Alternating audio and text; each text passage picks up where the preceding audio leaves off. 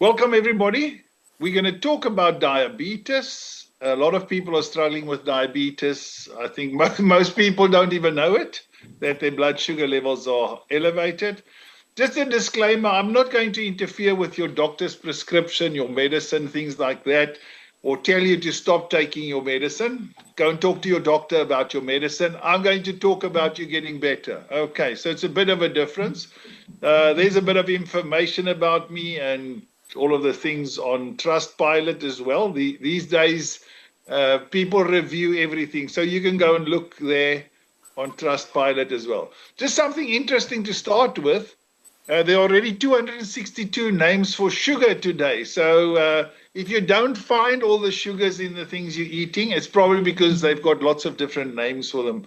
That's you can go and look on the internet. William McLeod unmasking sugar. Okay, so if they change the name, the sugar still goes in your body. Okay, so don't be fooled by the name changes. And another thing, diabetes is often a disease of too much sugar and not an insulin deficiency or insulin deficiency.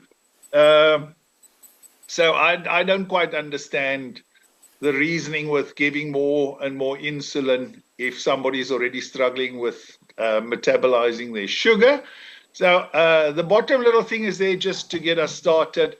It's not a religion. You don't have to believe everything I tell you. And I'm not going to convince you. You go and convince yourself. I did my homework.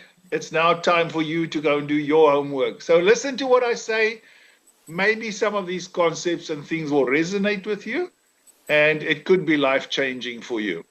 And for those who think I'm type 1, I'm special, you are special. All people are special in some or other way, but there are already 12 types of diabetes. Okay, so you're at least 1/12 special if you're a type 1 diabetic. I'm just going to run through quickly. We're not going to discuss them all. Most people probably just know the first two or three. Type 1 diabetes, which is an autoimmune disease. Type 2, which is really a lifestyle disease and what you've done to yourself. Don't throw rocks at me. Go and research. Gestational diabetes, that really happens to a lady when she's pregnant. And because of the impact of the pregnancy, her blood sugar levels can rise and she can become diabetic. Maturity onset diabetes. Okay, so that's a group. Latent autoimmune, that's if you really a type 1 later on. Neonatal, okay, a rare form of diabetes occurring in the first 6 months of life. Type 3C, where your pancreas really just packs up. Cystic fibrosis they talk about type 4 even as mental things like uh, Alzheimer's, dementia, these kind of things. Wolfram syndrome, so you can get it from some of these rare genetic disorders. Steroid induced, I've seen a guy who's a bodybuilder injecting himself a lot with steroids. Then there can be ones caused by rare syndromes and post-transplant diabetes. So really having a organ transplant can also, in some instances, make you diabetic. Okay. So yeah, let's get into it. A little bit of a shocker to start with. Diabetes has grown at a rate of 600% in only 3 generations. Okay. So if we keep going on this graph and this increase we're busy with at the moment, by 2037, half of the world's population would have high blood sugar levels or full-blown diabetes. Okay, so really this is serious. It is a serious disease. People underestimate it. They think you could just take a few little pills, you're going to get better. People are dying. Their feet are being cut off. They get heart attacks, things like that. So it's a very serious disease if you have diabetes, and you should take it seriously.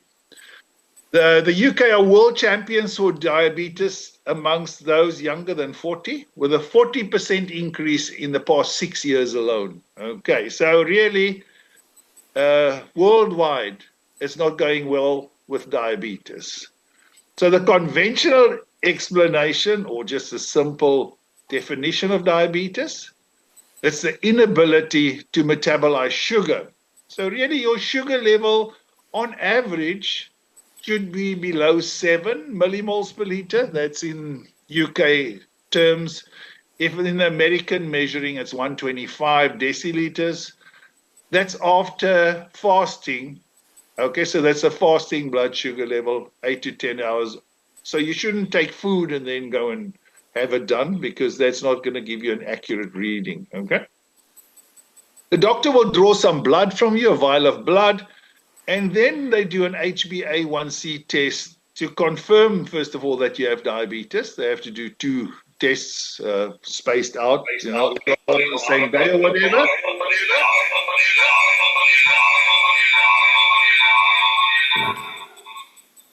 What's happening there, Herman? Somebody opened their phone or something. Okay. So once you've had these tests done to confirm that you are diabetic, I don't know what's happening with the sound there, Herman. And then they would either give you some medication or ask you to inject yourself with insulin. Okay. So insulin is a hormone that allows glucose to enter your cells for energy. And it's really the key that opens your cells to let the sugar and the nutrients into your cell. Okay. Glucose metabolism. So there's a strong link between your diet, your lifestyle factors, high rates of obesity, sedentary behavior and diets of rich processed foods and things. We overeat, too much sugar, too much carbohydrate, bad oils, bad fats. Okay. But it's a misconception to say a sugar and carbohydrates don't cause diabetes. You're diabetic or not, okay? Then genetics. I think genetics are over-egged. Genetics do play a role, or your genes, but probably 20-25%. The rest of the things are things you do to yourself, the things you eat, not exercising, a lot of other things. And it's always easy to blame your genes, okay? So pre-diabetes, if you have elevated blood sugar levels, but you're not yet having like 9, 10, 11, those kind of readings, it's normally just a warning to take it seriously if your doctor tells you you're pre-diabetic. Okay, so take the effort of getting your blood sugar test done, know the number of your blood sugar, and then you can act accordingly and take some measures to improve your blood sugar levels, okay? Normally, the first thing they prescribe is metformin, okay? You don't often hear, oh, what do you eat? The doctor doesn't ask you that. I asked a doctor once, though, if you were honest with a patient and you told them, then he said, well, I wouldn't have a patient left. I'd have to tell them they're lazy, they're fat, they don't exercise, they don't drink enough water, they smoke too much and drink too much alcohol. He says, but I can't really tell them that because they're not wanting to hear that or to come back again, okay? So have a look at those things, but then also have some strategies. Take less sugar. I mean, come on, that can't be a revelation if your sugar is your problem to take less. It's like saying to someone who smokes and they've got a lung problem, just smoke less. Someone who drinks too much alcohol, drink less. So it's the same idea, okay? Why would you then embark on a course where you force more and more sugar into your cells? I just don't understand that reasoning and the way that it's being treated, okay? So regular exercise, 3 to 5 times a week, 30 minutes. Walking, swimming, cycling, things like that. So go to the gym. We're not saying run the marathon like Herman and Barbara and Lisa and all of these people do, but if you can do 10 kilos and 5 kilos off marathon, then go and do that, okay? Metformin, it's got so many names already. I think last time I checked, they had about 19 different names, and they basically the same type of medication. It's supposed to decrease your glucose production in your liver, but what it actually does is just turning down the rate at which the sugar or the glucose goes into your blood, but inherently the sugar is still in your body. Okay, there are lots of different kinds of medications available now. You can go and read up about them. TZDs, long-acting insulin, slow-acting, fast-acting, all of these kind of intermediate actions. things that take 2 to 4 hours, 2 to 3 hours, 3 to 6 hours, 4 to 6 hours, okay? If you are type 1 diabetic, I understand you have to get insulin. It's called exogenous. You've got to get it from outside because your pancreas is not manufacturing it. And if you don't, you will die. Okay, so it is important. But later on, we'll talk about that as well. If you can get along with as little insulin as you could. So long-acting insulin provides a steady release of insulin. Okay, a combination. They've got some which are like mediums, and then obviously some the injectable ones as well. Okay. Yeah, some common symptoms. You know, if you have any of these, have it checked out. You might be diabetic. If you're thirsty all the time, if you urinate, especially a lot at night, you get up 3-4 times at night to go to the toilet. You have blurry vision, or you see dots and floaters and things like that, have it checked out. Dry eyes and a dry mouth basically just shows that you're dehydrated and your body requires more water to dilute the high level of sugar that you have. So dry eyes and dry mouth are indication. Lower back pain. If you've got this lower back pain, but you weren't involved in an accident or you didn't fall down the staircase, that's normally your kidneys that come knocking early on.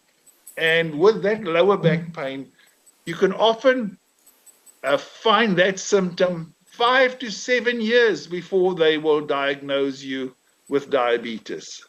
Then neuropathy, people who complain about tingling in the hands, the fingers, especially the toes and the feet and the lower limbs, that's neuropathy. So it's really nerve damage because of the high sugar levels.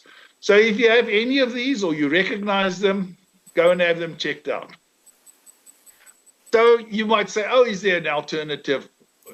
Does everybody have to take medication? Okay, there is an alternative. We call it the diabetes protocol. So here's a quick testimony. This is a couple of years, it was 8-10 years ago probably. That's the bodybuilder I was telling you about, the one injecting that got the diabetes from the steroids he was injecting. So normally his blood sugar would be like 15 plus. And if he had things like fish and chips to eat, it'd be 25, which is really, it's very serious. You can actually get a stroke or go unconscious at those high levels, okay? So he came to our house, we had a talk and suggested what he could do. And dramatically, within 1 week, his blood sugars that were 15 plus came down to 5.5, 5.8, okay? Which is a reduction of 63% in basically just a week, okay? And what we are suggesting is food, nutraceuticals. These are things that have been processed out of your food that we just suggest you take and put back into your diet again, okay? Then people also have these monitors on, the glucose monitors, and they often have a little app on their phone that shows them their blood sugar levels. And at this time, they're basically just monitoring. So it's like having a watch. What's the time? It's 7:20 or whatever the time might be. What's the temperature? It's 20 degrees. Okay? So at the moment, I call them stupid monitors. Okay? They're not, you know, a smartphone is a bit smarter than a stupid phone. A smart TV is a bit smarter than a stupid big tube TV. At the moment, these monitors are basically stupid. They're just recorders. Fine, your sugar is high, maybe you can do something about it. Your sugar is low, maybe you can drink orange juice, okay? So really, I'd like these monitors to become more intelligent so they can give you prompts and be proactive rather than reactive. Because what happens, somebody sees their blood sugar goes up, they inject themselves with insulin, it goes up, it drops dramatically. Now suddenly, now they're drinking orange juice and taking sugar again to get it up because it's gone too low again. So it's not very efficient at this stage yet. You do get monitors that now have pumps linked to them. That's a bit better already, so there's a bit of an improvement. Then hydration, like I said, water. You probably need 2 to 3 liters of clean water every day. And then supplementation, which we really suggest as well, is that you take proper food supplements that address your nutritional gaps, that support your personal needs and help you better manage your condition, especially like diabetes or hypertension. So I'm not talking about the synthetic petroleum derivatives sold in the shops and the pharmacies. That's not what I'm talking about. I'm talking about dehydrated food grade supplements. Okay. This is interesting. I often ask people, so why do you take metformin? Very few tell me I take metformin so that I can get better. No, nobody really tells me. They mostly say the doctor said I should take it. Okay. So educate yourself a bit. And I'm sure anybody who takes metformin will also be shocked to learn that typically your HbA1c will only be lowered by 1 to 1.5 or even 2% by taking metformin. So, I'll do a bit of talking to myself here. They say you talk to yourself before you talk to the shrink. So 1.5%. So let's say this guy's blood sugar was 15. It can lower to 14.77. If it's 8, it makes it 7.8. So the point is, does it make a difference if you can lower your blood sugar level by 1.5 or 2%? Probably not much. You probably won't get rid of some of these terrible symptoms, and you probably wouldn't feel much better because that medication, you can go and Google or ask AI, please list the 110 side effects of metformin, and it will list them for you. And then you decide, is it worth going blind? Is it worth having renal failure? Is it worth even dying to lower your blood sugar level by 1.5 or 2%? That's really your intelligent answer, a question you should answer for yourself. Okay, you make up your own mind. But I'm ecstatic. I mean, I tested this on myself first, and I've been able to reduce my blood sugar level, my HbA1c, by about 47%. Okay, so that's nearly half. So this guy that was at 15 is now like at 7 or less. Or the one that, if you're at 20, those kind of levels, you can make huge impacts on those kind of blood sugar levels. Okay. Then today, telehealth is really also becoming something that's recognized. The electronic communication, information being shared, video conferencing like we're doing now, and then sharing of health information.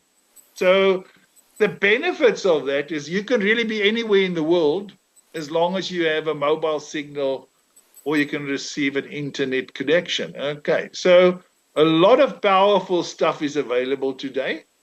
And you probably get more attention and time from that than you would find if you went to a doctor's surgery in any case. So nutritional and dietary interventions, they can make a big difference to your health and to lowering your blood sugar levels. It's critical that you manage your glucose levels and you prevent these complications because they can be very severe. But number 8, I'd like you to remember this though. Your body is a whole. Just by fiddling with your liver and turning down the rate at which the sugar goes in your bloodstream and then measuring your finger and getting very excited about it, that hasn't magically evaporated the sugar. The sugar is still in your body doing the damage. It's in your legs, it's in your fat, it's in your heart, it's in your brain, it's in your kidneys, okay? So look at yourself as a whole and get the sugar levels down. Don't just go and hide the things in your body. Here's another testimony from a lady called Moima Nahar that we met in 2009. Her blood sugar levels were usually high, like 21. And that's 364/40 in USA. She was already complaining about her eyesight, her liver, things like that. And she was using 38 to 59 units of insulin per day, which she was injecting. Within 6 weeks, she could halve her demand for insulin. And after 7 months, the doctor said she could stop her injections and that she was no longer diabetic. She reduced her blood sugar by 66%. So if you're diabetic or you're not, you probably have heard this term insulin resistance, okay? Insulin resistance. So if you were in medical school, they'll tell you basically you're driving your little car that represents sugar. You're on your way home. You're going to go into the cell which is the garage. And the insulin is the little clicker that opens the garage door. It opens and you drive your car in, and there you are happy now. You're manufacturing all the energy you require. So eventually you push the clicker and there's not much of a response anymore. And there's no obeying of instructions by the cells. And now suddenly you're being told or taught that you are now insulin resistant. Now, the word in English resistant means something like that, or holding back, resisting. In this scenario, if you understand it, there is no resistance from the cell. There's no resistance from the cell. We'll just go one step further, and you get to what's called glucose cell saturation. That means the cell membrane, the little garage door, still opens, but there's already a car parked in the garage, so you simply can't get more cars in. And the same, if your cells are full of sugar, you can keep sending insulin more and more and more. Your body just won't take it up, and it won't metabolize it. So you're not resistant to the insulin or to the instruction. You just cannot obey the instructions anymore, because even though the doors are being opened, there's just physically no more space in the cells to force more sugar into them. Okay, so really, this is the traditional way. It's been like this for 77 years. Diabetes is treated by breaking down the door or breaking down the front door. So here's the analogy. I just want to ask you a little question. If you have a problem opening your front door because the lock is faulty, will you A, break the door down, or B, are you going to repair the lock? So really and most people will say, oh, that's a silly question. We'll all just repair the lock, though. We're not going to bash the door down. But that's what we do. That's the way, the traditional way of treating diabetes is knocking the door down and not fixing the problem, okay? So really it's time to educate yourself and to question why you're doing things. A lady told me a couple of months ago, she went to the doctors like you do. I say, I don't. She says, but you do. I say, I don't. She says, and then they gave her medication because they said she must take it, it's good for her. So I said to her, are you diabetic? She doesn't know whether she's diabetic, but she's taking diabetic or diabetes medication. So there's a lot of strange things happening in the world, okay? So a few of the pertinent things to know about diabetes. The sugar may not cause diabetes, but it increases your risk of developing it. And if you have it, to make it worse as well, okay? We've spoken enough about metformin, okay? It really originally came from a herb as well, but today it's all synthetic. We've said how it lowers. So I really don't understand the excitement about this, because I don't see results or good outcomes from it in any case. Okay. So we've spoken about insulin resistance. It's really a misnomer. Your cells are not resistant, but the cells are saturated with the glucose. It's full of sugar. So don't blame the messenger. The insulin is only the messenger that sends the instruction, okay? So if anytime I talk about insulin resistance, I'll do that famous little signal to show it's not really that. So here's a healthy human cell. This might be your eye or your heart or your kidney or your lung, wherever this cell sits. And just to give you a bit of scale to this, a cell like that, there are about 40 trillion in your body. And one of them can be 1/12 of the size of the front of a pin. Okay, not even the head. So these are minute little things. On the left, that purple stuff is the insulin. That little Y thing there is the receptor where the insulin goes in to give the instruction. And inside, these smiley faces inside the circle, they are antioxidants. So When when this process happens inside of the cells to create energy, there are waste products that are left over. They call the free radicals, and the antioxidants are really there to mop that up, to clean up your body and to eliminate them. You see that little blue thing there? That's a transporter. It just goes through the cell membrane all the time to fetch sugar or glucose and bring it inside. Fetch, bring inside. Similar on the bottom, it will take waste and take waste out of your cells. So this is a healthy one. Just pay attention. There's the unhealthy one. Okay? The healthy one, nice, smooth, round, smiley faces, shriveled up, dehydrated, lots of insulin on the left, overpowered cells, and a lot of sugar being forced inside all the time, okay? Because there's too much sugar, you have a lot of these red free radicals, and you'll see all the smiley faces are now not that happy anymore because they really get overpowered. There are not enough of them to clean up and the rate at which they clear the cells really goes down all the time, and they become less efficient, and eventually your cell membranes become damaged. You can see the shape of that cell membrane changes. That's why your eyesight will change, because your eyes also shrivel, your heart, your muscles, your calf muscles, all of these get affected if you have diabetes in that way, okay? We're not going to fiddle anymore with that. So can you live without sugar? Lots of people, oh, yes, you can. It's not really true.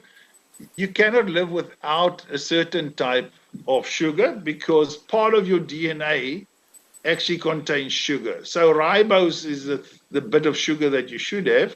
Can you get along without added sugar? Sure you can. Can you get along with less sugar? Sure you can. Can you get out with any sugar at all? No, you couldn't, because your DNA would then basically disintegrate as well, okay? So ever increasing amounts of insulin is required later on because to keep your blood sugar levels down. The channels in the membranes, they can no longer take that force. They become distorted. It becomes energy inefficient. They're overpowered really by the medication that forces sugar into your cells, okay? So the cells are already damaged, they get overpowered, they get forced in there, and then disingenuously, you test your blood sugar. You don't need to be a brain surgeon. If the sugar is not in your blood sugar reading will go down, but it doesn't remove the sugar. It's still somewhere in your body doing damage, okay? So I wouldn't be that excited by that. And certainly it's doing damage to your kidneys, to your eyes, to your lungs, your liver. So this is not really science. And to my mind, in the first instance, it is actually doing harm. So it's not really, let's say, the old pure view of the way you should treat people has really taken a bit of a knock.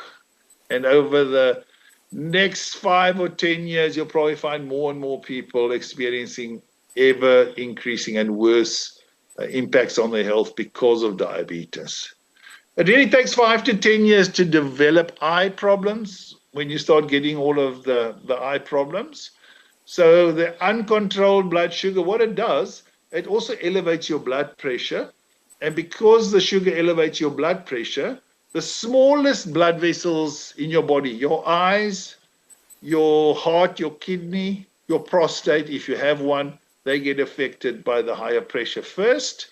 And you can see there are lots of scary pictures down there of people having problems with their feet especially, okay? But different parts of your body can get affected. Eyes, kidney, feet, those are the things that get affected a lot and most often, okay? Then some people tell me, oh, their pancreas is dead. So your pancreas, the beta cells in the pancreas that manufacture the insulin only make up about 2% of the whole pancreas. So let's say you're manufacturing no insulin at all, your pancreas isn't really dead.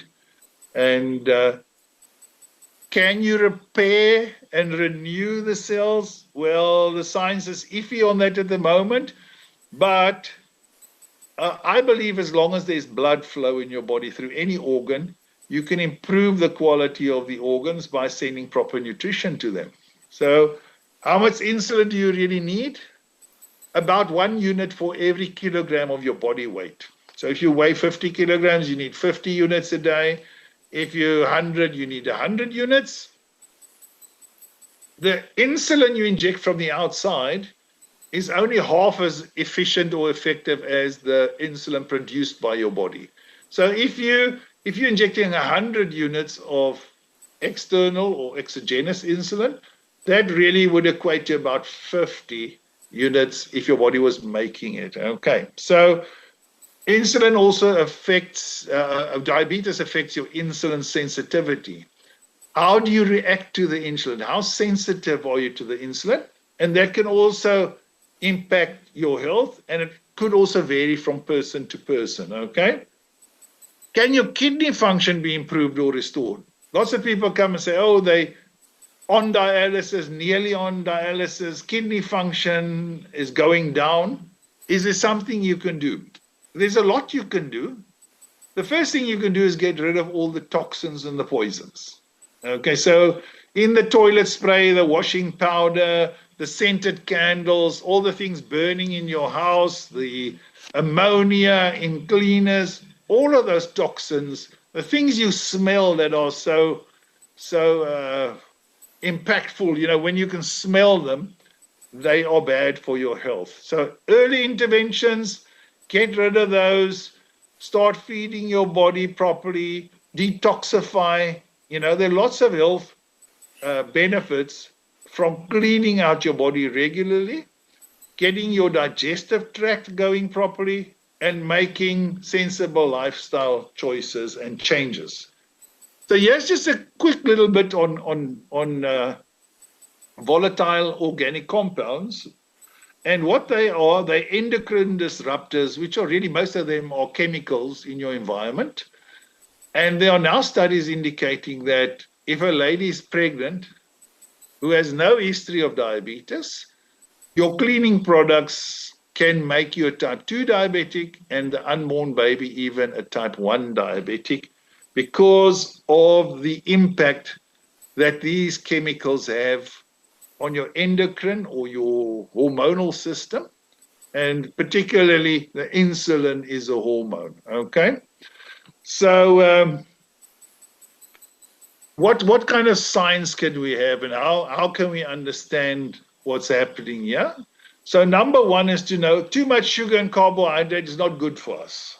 So limit that, less sugar, less carbohydrate, okay? And then people say to me, oh, but honey is natural. Well, cyanide's natural. Petrol is natural. I'm not drinking petrol. I'm definitely not taking cyanide. So sugar is sugar, and we all try and dodge this thing where there's also always a little excuse for more sugar because it's very addictive in any case. Then I would add soluble and insoluble fiber because it will mop up excess sugar. It'll clean out plaque, lower your cholesterol. You know, it's just all around good to make your elimination and the cleansing of your large and small intestines. And historically, there are studies like in the 1920s, 30s, up to 50s, which show that dietary fiber containing soluble and insoluble fiber can be more effective at lowering cholesterol than modern day statins. Okay, so you normally get to the age where you're over 50 or over 60, and then the doctor wants to give you a statin. Okay, I'm not going to say a lot about statins, but I'll say the following. Most people, if you ask them why would you take a statin, they say it's to lower your risk of getting a stroke or a heart attack. So the logical conclusion to my mind would be, if they do work and they're effective, I wouldn't expect many people who get heart attacks and strokes to be on statins, would you? And that's actually shocking to see. Nearly 70% of people in hospitals and getting heart attacks and strokes are on statins. So you decide whether, if it was 50-50, I'd say it makes no difference. Okay. Curcumin, cinnamon, lipids and sterols, all of these things have been shown to be useful and helpful to handle and deal with the symptoms of diabetes and to stabilize blood sugar levels. Magnesium, that's involved in about 400 different body functions, and people with diabetes in research shows that they're short on magnesium, they're short on vanadium, and they're short on, what was the other one? Well, lipids and sterols, essential fatty acids. So the things that make those cell membranes supple are processed out of our wheat and wheat products today. So bread no longer goes moldy. So you're really not getting those oils in from your bread unless your bread goes moldy. Okay? Hydration. I've spoken about hydration. You probably need at least 2 liters of water per day. If you're bigger, let's say over 70 or 80 kilograms or more, you probably need closer to 3 liters of water. Again, I've told you about the dry mouth and the blurry vision.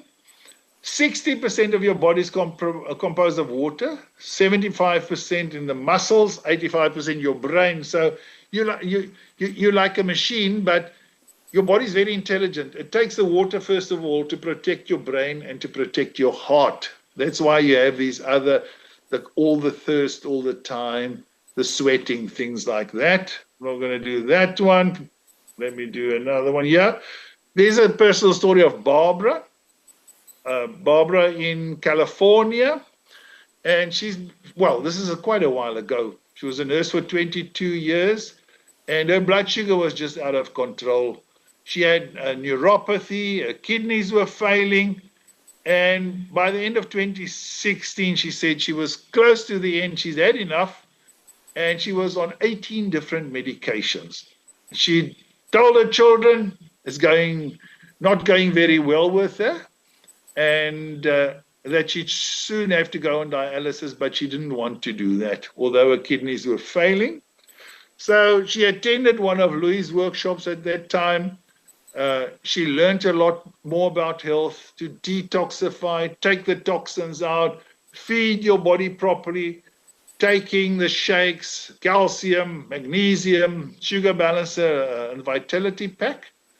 And within 8 to 16 weeks, she said she was taken off all 18 medications. And it made a huge difference to her life. And today, she runs the diabetes clinics in Big Bear in California. I think that's what she said. There's another guy here, Dave Thomas, who was 34 years old at the time in 2017 when he was diagnosed with type 1 diabetes. He already had problems with his vision. And he went to the optometrist local and thought the guy was just going to say to him, well, you need new specs or whatever, when he was told that he's probably diabetic and he should go and see a specialist. And he had no history of diabetes. Okay. So he said, after my meal, my blood sugar, the very first time he checked, it was 30.5, 550 USA, which is very, very serious and very, very high. And after he'd taken the products that was spoken about at this presentation he went to with his wife, his first experience was to learn that your blood sugar level should be much lower. And they did a HbA1c, and it was so high, 440 or 24.4, that the doctor actually injected him his first insulin in the surgery.